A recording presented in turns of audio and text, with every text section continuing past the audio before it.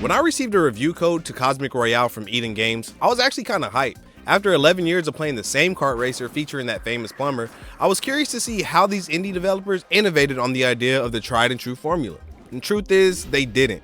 Cosmic Royale isn't a kart racer at all. It's actually a platformer battle royale. Think Fall Guys with an intergalactic kart racer skin.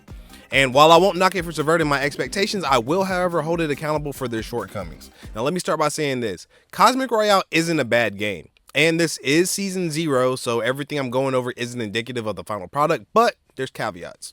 1. This is a BYOF game, which means you need to bring your own friends. Out of the 8 matches I played, I matchmaked with maybe 4 other actual players. The rest of the 40-player lobbies were populated with bots, which would be okay if I could change the difficulty, but they were just too easy and offered no challenge. Just to see if it was my problem, I went to the Steam DB and saw that there were only 4 other players online, and I was one of them. So there you go. However, this game is free to play and boasts a good variety of maps that are randomly generated, which could result in some chaotic sessions if you BYOF.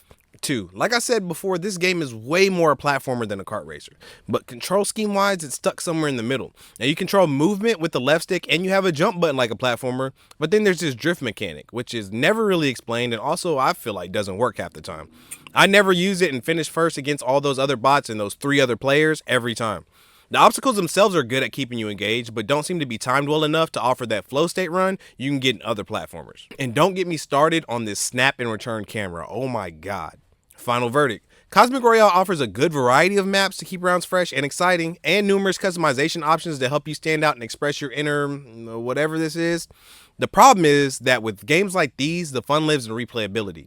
But when you have a control scheme with an identity problem and a lack of player base to offer a real challenge, then after 8 runs, I'd seen it all. Season 1 is set to release January 21st this year, so sponsored or not, I'll make it a point to revisit it and update you guys on how much it's changed. Until then, don't forget to follow me for more gaming news, reviews, and tips. And since it's looking like TikTok will be gone soon, please take the time to subscribe to my YouTube because that's where I'll be posting all of my content. I'm Watch Banks. Thanks.